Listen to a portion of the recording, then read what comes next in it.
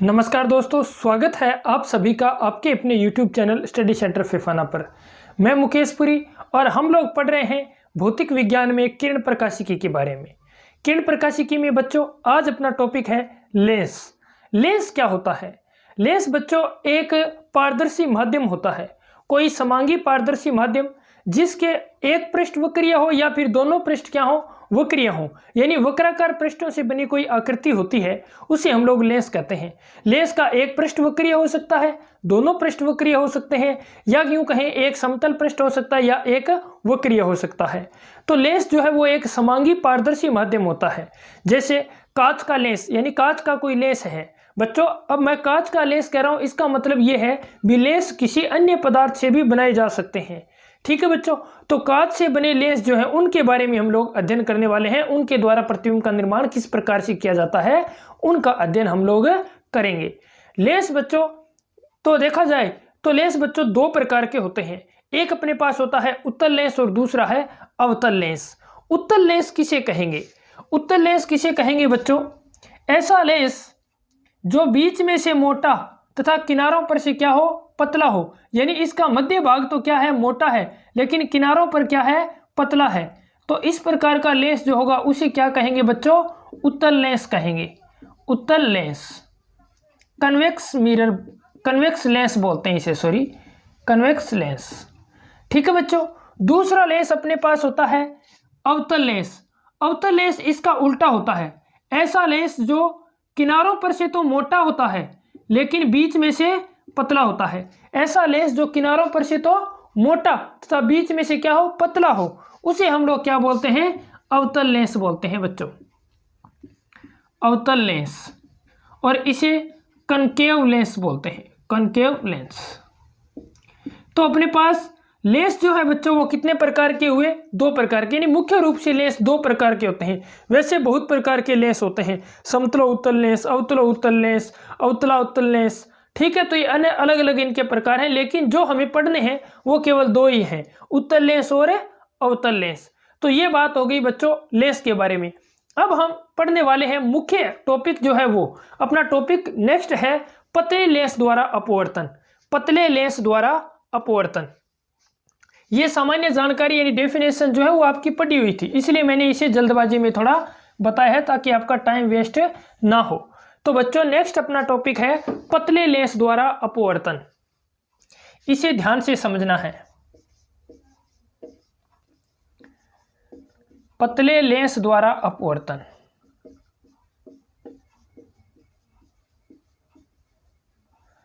पतले लेंस द्वारा अपवर्तन। ये बच्चों ये जो टॉपिक है ये गोलीय पृष्ठ द्वारा अपवर्तन पर आधारित है। मैंने पिछले वीडियो में करवाया था गोलीय पृष्ठ द्वारा अपवर्तन। तो गोलीय पृष्ठ द्वारा अपवर्तन में हमने क्या देखा था, मैं एक बार रिवाइज करवा देता हूं। ये कोई गोलीय पृष्ठ थी, इस पृष्ठ पर कोई प्रकाश किरण यदि आपतित होती है तो वो क्या होती है, अपवर्तित होगी, क्योंकि पारदर्शी पृष्ठ है। यहाँ पर N1 अपवर्तनांक का कोई माध्यम है, यहाँ पर N2 अपवर्तनांक का कोई माध्यम था, और यहाँ से मैंने एक प्रकाश किरण गुजारी थी जो वक्रता केंद्र पर आपतित हुई थी। ये मेरे पास ऑब्जेक्ट था, यहाँ पर मेरे पास प्रतिबिंब बना था, इमेज आई बनी थी। तो इस पर आधारित मैंने एक सूत्र की व्युत्पत्ति की थी। बच्चों सूत्र क्या आया था मेरे पास? -N1/U plus N2/V is equal to N2 - N1/R आया था। इस सूत्र पर आधारित जो है वो अपने पास है पतले लेंस द्वारा अपवर्तन। ये फॉर्मूला आप लोगों को याद होना चाहिए बच्चों, इसी फॉर्मूले पर आधारित जो है ये टॉपिक है। ठीक है, तो मैं इस टॉपिक की शुरुआत करता हूं। इसका डायग्राम आप लोग समझेंगे। सबसे पहले देखिए बच्चों डायग्राम क्या है। मेरे पास कोई पतला लेंस है बच्चों, ये कोई पतला लेंस हो गया, पतला उत्तल लेंस मान लेता हूं मैं। ये एक गोलीय पृष्ठ ए बी नाम दे देता हूं इसके सिरों का। तो एक ए P1 और बी गोलीय पृष्ठ हो गई, दूसरी ए यहाँ पर P2 लिख देता हूँ, ये बी, तो ए P2B दूसरी गोलीय पृष्ठ हो गई मेरे पास। ठीक है बच्चों, यहाँ पर कोई ऑब्जेक्ट है O, कोई प्रकाश किरण आपतित हुई, इस प्रकाश किरण का क्या हुआ, अपवर्तन हुआ। तो अपवर्तन के पश्चात ये यहाँ पर मिली, यहाँ पर बन गई इमेज, यहाँ पर क्या बन गई बच्चों, इमेज बन गई। ठीक है, ये साधारण इसका चित्र है, यानी ये आपतित किरण है, ये अपवर्तित किरण है। लेकिन इसे मैं दूसरे शब्दों में कहूं तो यहां पर अपने पास बच्चों दो गोलीय पृष्ठ हैं। कितनी गोलीय पृष्ठ हैं? दो गोलीय पृष्ठ हैं, और दोनों गोलीय पृष्ठ के लिए इसे अलग अलग हमें प्रदर्शित करना होगा। इसे अलग अलग प्रदर्शित करें तो दोनों गोलीय पृष्ठ के लिए मैं इसे अलग अलग किस प्रकार से प्रदर्शित करूंगा वो आप लोगों को समझना है। ध्यान दीजिए इधर बच्चों, पहले मैं AP1B पृष्ठ लेता हूं। जब मेरे पास पृष्ठ क्या है? AP1B पृष्ठ है, यानी ये A, इसका ध्रुव P1 और ये B है। यहां पर ऑब्जेक्ट O है, प्रकाश किरण आपतित हुई, सेम डायग्राम बनेगा जो पीछे बनाया था। ये अपवर्तित होगी, यहां से अपवर्तन के पश्चात ये मिली यहां पर। यहां मान लेता हूं मैं I1 कोई इमेज बनी है, I1 प्रतिबिंब क्या मान लिया मैंने? I1 मान लिया बच्चों। ठीक है, वास्तविक रूप से देखा जाए तो ये अपने पास आती यहां पर, ये मेरे पास क्या है? वक्रता केंद्र है C। इसकी वक्रता त्रिज्या जो है वो मैं मान लेता हूं R1 है। वक्रता त्रिज्या कितनी मान ली मैंने? R1 मान ली। ठीक है बच्चों, तो इस स्थिति के लिए ये स्थिति फर्स्ट है मेरी। जब मैं क्या ले रहा हूं? पृष्ठ कौन सा? गोलीय पृष्ठ ले रहा हूं मैं। जब स्थिति फर्स्ट है, जब गोलीय पृष्ठ कौन सा है? AP1B है, तो मैं यहां पर लिखूंगा गोलीय पृष्ठ, गोलीय पृष्ठ AP1B के लिए। तो AP1B जब गोलीय पृष्ठ होगा तो मेरे पास जो गोलीय पृष्ठ द्वारा अपवर्तन का सूत्र था वो फॉर्मूला क्या हो जाएगा? वो फॉर्मूला क्या होगा बच्चों? देखिए यहां पर N1 है, यहां पर N2 है, तो फॉर्मूला क्या होगा? माइनस N1 बटे OP1 प्लस N2 बटे P1I1 equal to N2 minus N1 बटे R1 हो जाएगा। इक्वेशन नंबर फर्स्ट, ये मेरे पास इक्वेशन नंबर फर्स्ट आ गई। यहां तक किसी की कोई समस्या नहीं होनी चाहिए। ये मैंने पीछे वाले उसी टॉपिक के आधार पर लिखा है। जैसे अपने पास फॉर्मूला क्या था? माइनस N1 बटे U था। U यानी क्या है? बिंब की दूरी है। तो बिंब क्या है? यहाँ पर P1O है, तो मैंने P1O लिख दिया या OP1 लिख दिया।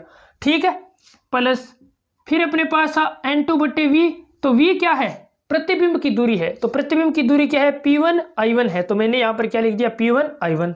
और इसके पश्चात अपने पास था N2 माइनस N1 बटे R था। तो यहां पर N2 माइनस N1 बटे वक्रता त्रिज्या कितनी ली है मैंने इस पृष्ठ की? R1 ली है, तो R1 लिख दिया। सभी के समझ में आया बच्चों? अब आगे देखिए दूसरी स्थिति क्या बनेगी। स्थिति नंबर 2 यहां पर बनाता हूं मैं डायग्राम। स्थिति सेकंड स्थिति क्या है? जब मेरे पास गोलीय पृष्ठ कौन सा हो? AP2B हो। गोलीय पृष्ठ क्या हो? AP2B हो। इसे थोड़ा छोटा बनाता हूं मैं। स्थिति सेकंड,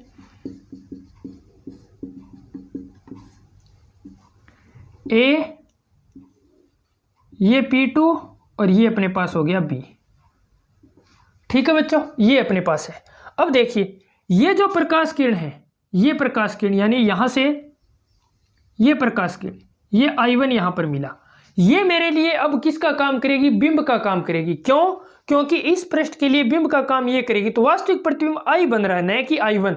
तो I1 प्रतिबिंब बनाने के लिए मैं इसे यहां से लेकर आता हूं और इसका अपवर्तन हुआ। ये कोई पृष्ठ थी, इसके द्वारा इसका अपवर्तन हुआ। तो अपवर्तित किरण जो है वो ये है, ये अपवर्तित किरण है। ठीक है बच्चों, इस अपवर्तित किरण को वापस पीछे बढ़ाने पर यहां पर वास्तविक प्रतिबिंब यानी I का निर्माण हुआ है। ठीक है, सभी के समझ में आया बच्चों? ठीक है, ये मेरे पास हो गया। इस पृष्ठ के लिए वक्रता त्रिज्या जो है वो मैं मान लेता हूं R2 है। इसकी वक्रता त्रिज्या जो है, वक्रता केंद्र यहां पर होगा इसका, तो इसकी वक्रता त्रिज्या कितनी मान ली मैंने? R2 मान ली, R2। तो अब मेरे लिए ये समीकरण कैसे बनेगी गोलीय पृष्ठ के लिए? तो अब गोलीय पृष्ठ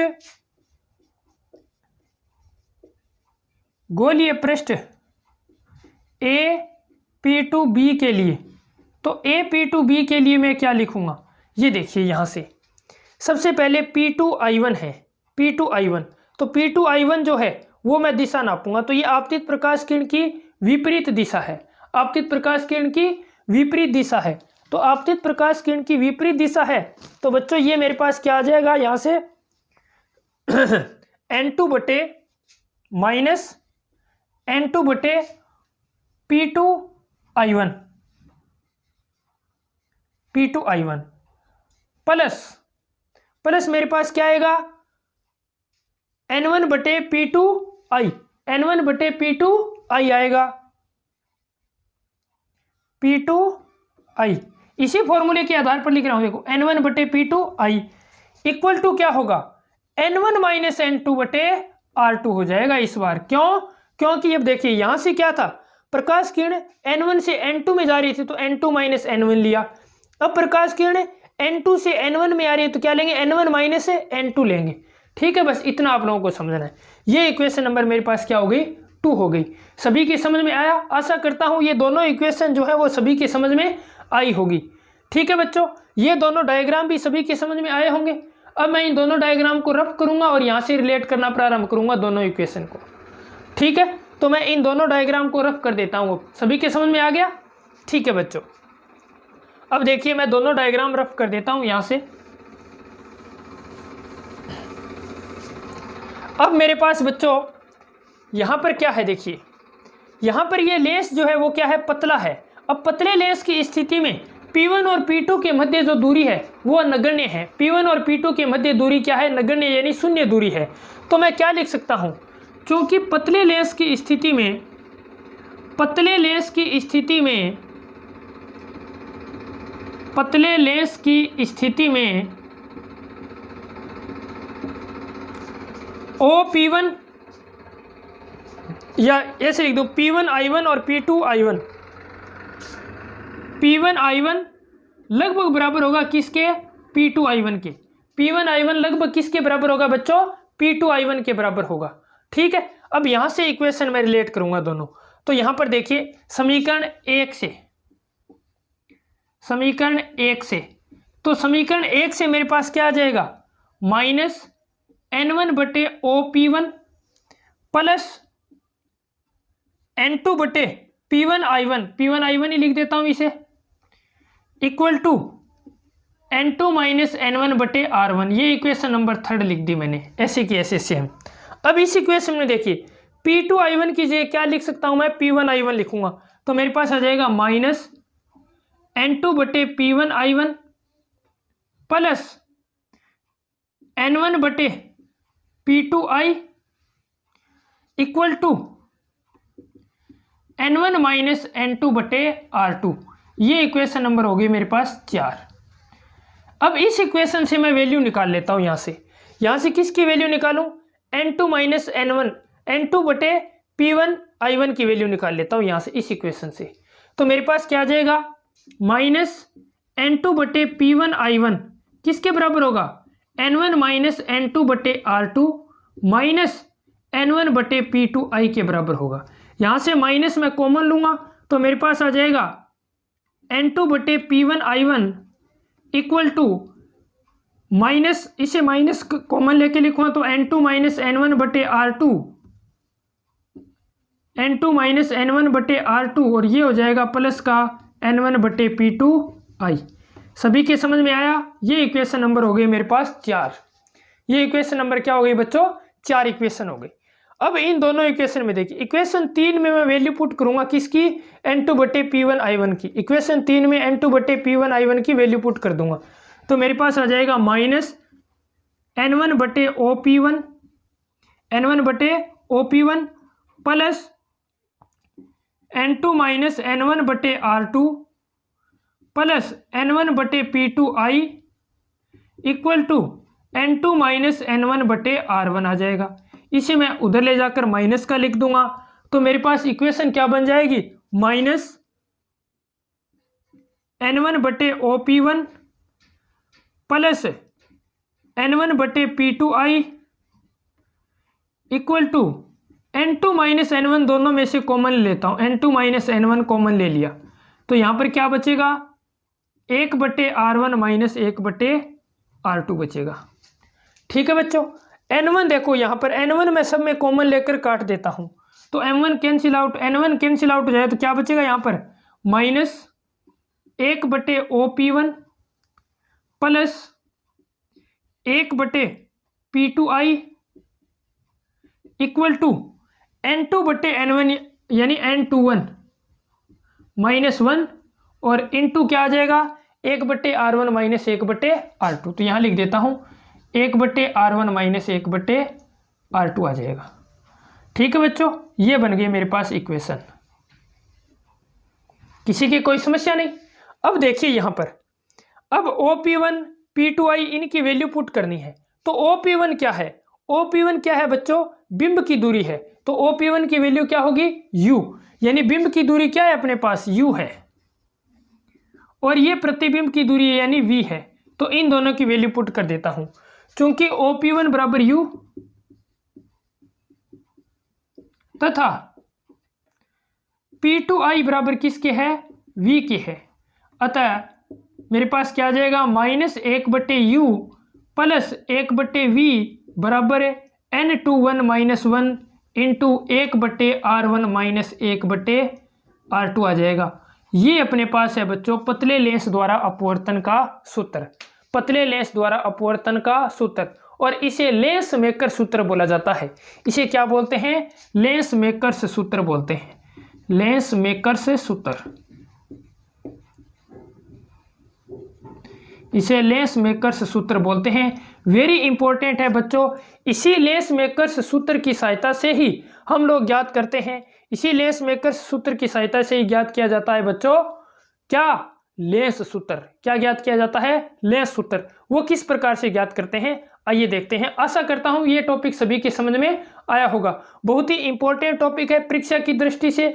कल जो टॉपिक करवाया था वो और आज ये करवाया, ये दोनों टॉपिक बहुत इंपॉर्टेंट हैं, दोनों एक दूसरे पर निर्भर करते हैं। ठीक है बच्चों, अब आगे देखिए अपने पास लेंस सूत्र क्या होता है। वो लेंस सूत्र हम जानते हैं।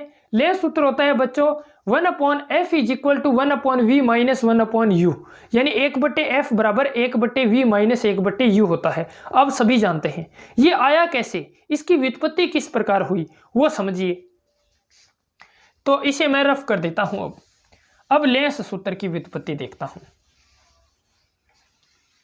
इसी फॉर्मूले पर आधारित है बच्चों, सेम यही फॉर्मूला मैं उपयोग में लूंगा, इसी फॉर्मूले पर आधारित है लेंस सूत्र।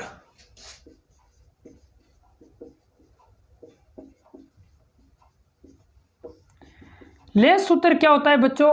1/f बराबर 1/v माइनस 1/u होता है। लेंस सूत्र क्या होता है? 1/f बराबर 1/v माइनस 1/u। यहां पर f फोकस दूरी है। f क्या है? फोकस दूरी।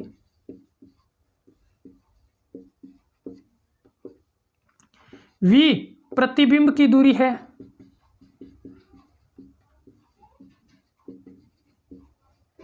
और u बिंब की दूरी है बच्चों। u क्या है? बिंब की दूरी है। तो हम ये कह सकते हैं किसी लेंस के लिए उसकी फोकस दूरी, बिंब की दूरी और प्रतिबिंब की दूरी के मध्य संबंध बताने वाला सूत्र ही लेंस सूत्र कहलाता है। किसी लेंस के लिए उसकी फोकस दूरी, उसकी बिंब की दूरी और प्रतिबिंब की दूरी के मध्य संबंध बताने वाला सूत्र क्या है? लेंस सूत्र है। ठीक है बच्चों, तो इसकी व्युत्पत्ति किस प्रकार होती है देखिए। हम जानते हैं लेंस मेकर सूत्र। लेंस मेकर सूत्र क्या होता है बच्चों? अभी हमने व्युत्पन्न किया लेंस मेकर से सूत्र। लेंस मेकर सूत्र था अपने पास -1/u प्लस 1/v बराबर N21 - 1 into 1/R1 minus 1/R2। 1/R1 minus 1/R2 था, ये था। यदि मैं कोई अब प्रतिबिंब की निर्माण की बात करूं, यदि प्रतिबिंब निर्माण की बात करूं, माना यदि, यहां लिख देता हूं, यदि बिंब जो है वो अनंत पर है, यानी u की वैल्यू क्या है? अनंत है। बिंब कहां पर स्थित है? अनंत पर स्थित है। यदि बिंब अनंत पर स्थित होगा तो प्रतिबिंब कहां बनता है? मुख्य फोकस पर बनता है। यदि u का मान क्या है? अनंत है, तो v की वैल्यू क्या होगी बच्चों? f होगी, यानी प्रतिबिंब कहां बनेगा? मुख्य फोकस पर बनेगा। तो इसके लिए v की वैल्यू क्या होगी? फोकस दूरी के बराबर होगी, यानी प्रतिबिंब की दूरी किसके बराबर होगी? फोकस दूरी के बराबर होगी। तो v बराबर किसके होगा? f के बराबर होगा। इस फॉर्मूले में ये वैल्यू पुट करें तो अपने पास आएगा -1/∞ plus 1/f is equal to N21 - 1 into 1/R1 minus 1/R2। ठीक है बच्चों, इसे मैं लिख सकता हूं 1/f बराबर N21 - 1 into 1/R1 minus 1/R2। ये इक्वेशन नंबर फर्स्ट, ये इक्वेशन नंबर सेकंड, दोनों इक्वेशन को रिलेट करने पर क्या आ रहा है, समीकरण 1 व 2 से मैं क्या लिख सकता हूं, समीकरण 1 व 2 से, 1 व 2 से मेरे पास क्या आएगा, 1/f बराबर 1/v माइनस 1/u आएगा। और यही क्या है बच्चों, लेंस सूत्र है, यही क्या है, लेंस सूत्र है। आशा करता हूं सभी के समझ में आ रहा होगा। वेरी इंपॉर्टेंट टॉपिक है बच्चों, बहुत ही महत्वपूर्ण टॉपिक परीक्षा की दृष्टि से, यहीं से न्यूमेरिकल बनता है। पीछे जो एग्जाम अभी हुए थे उनमें भी यहीं से न्यूमेरिकल आया था। ठीक है बच्चों, अब नेक्स्ट टॉपिक की बात करते हैं, लेंस की क्षमता। अगला टॉपिक है अपना लेंस की क्षमता।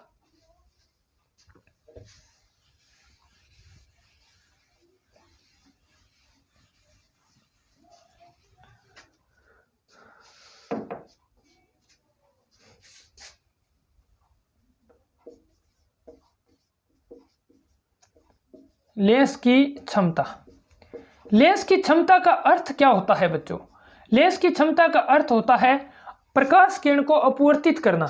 यानी कोई लेंस के ऊपर कोई प्रकाश किरण आपतित हो रही है तो वह कितनी विचलित हो रही है, जितनी अधिक कोण पर विचलित होगी उतनी ही लेंस की क्षमता अधिक होगी। ठीक है, यानी लेंस द्वारा प्रकाश किरणों को विचलित करने की क्षमता, आपतित प्रकाश किरणों को विचलित करने की क्षमता जो है उसे ही लेंस की क्षमता बोला जाता है। आपतित प्रकाश किरणों को लेंस द्वारा विचलित करने की क्षमता ये क्या कहलाती है, लेंस की क्षमता कहलाती है। किस प्रकार से, आइए समझिए इसे। जैसे मान लिया मेरे पास ये कोई पतला लेंस है बच्चों, ये कोई लेंस है, ठीक है बच्चों। इस पर कोई प्रकाश किरण इसके मुख्य अक्ष के समांतर आपतित हो रही है।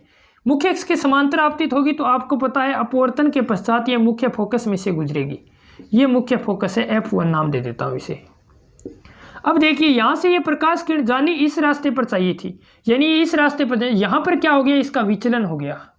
ये डेल क्या है, विचलन कोण है। डेल क्या आया बच्चों, विचलन। इस डेल जो है, इस डेल का मान जो है, डेल का मान जो होगा वही लेंस की क्या होगी, क्षमता होगी।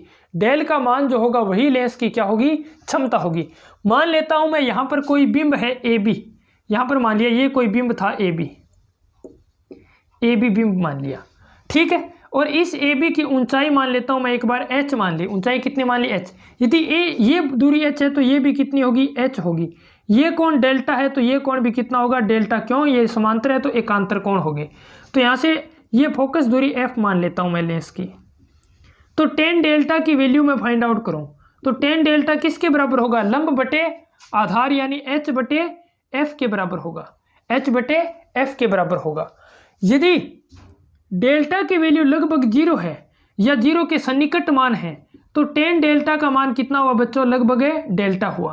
तो डेल किसके बराबर हो जाएगा, h बटे f के बराबर हो जाएगा।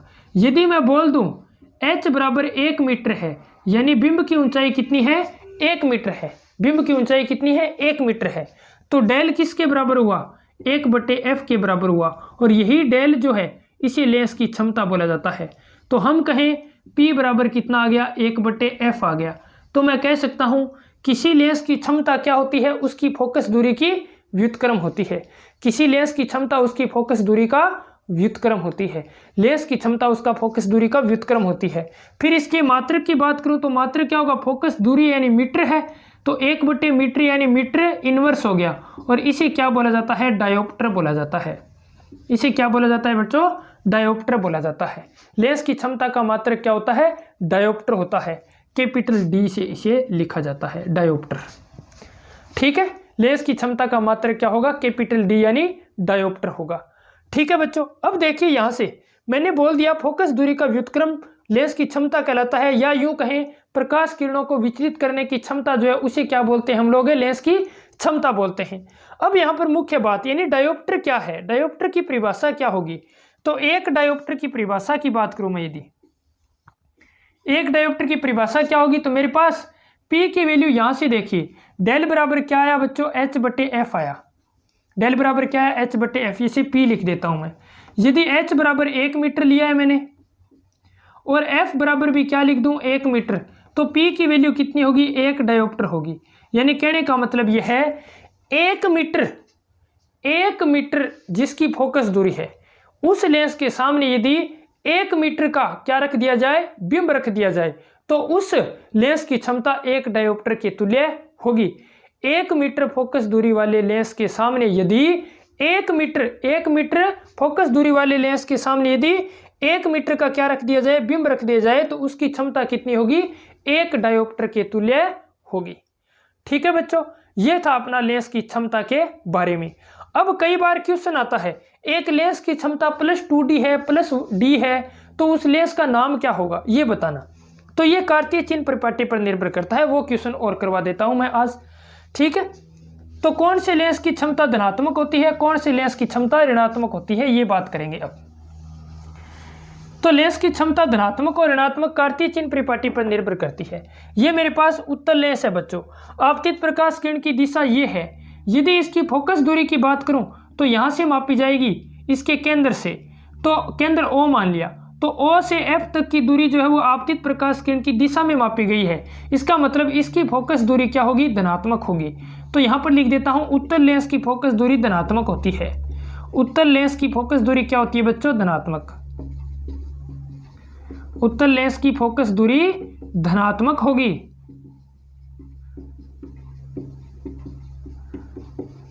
और इसी प्रकार मैं बात करूं अवतल लेंस के लिए बच्चों, अवतल लेंस के लिए यदि फोकस दूरी की बात करें तो अवतल लेंस के लिए फोकस दूरी क्या होगी, ऋणात्मक होगी। अवतल लेंस के लिए फोकस दूरी क्या होगी, ऋणात्मक। अवतल लेंस के लिए फोकस दूरी ऋणात्मक होगी।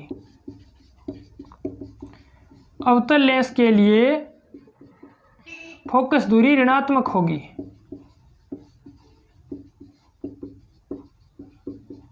ऋणात्मक होगी। अब यहीं से स्पष्ट है अपने पास। तो अब देखिए P बराबर क्या होता है, 1/F होता है। P बराबर 1/F। अब कार्तीय चिन्ह परिपाटी के हिसाब से देखें तो उत्तल लेंस के लिए क्या होगा, +F होगा। उत्तल के लिए, उत्तल लेंस के लिए क्या होगा, P बराबर 1/+F होगा। इसका मतलब इसकी क्षमता क्या होगी, धनात्मक होगी। तो उत्तल लेंस की क्षमता क्या होती है बच्चों, धनात्मक। और अवतल लेंस के लिए मैं बात करूं तो P बराबर क्या लिखूंगा मैं, 1/-F लिखूंगा।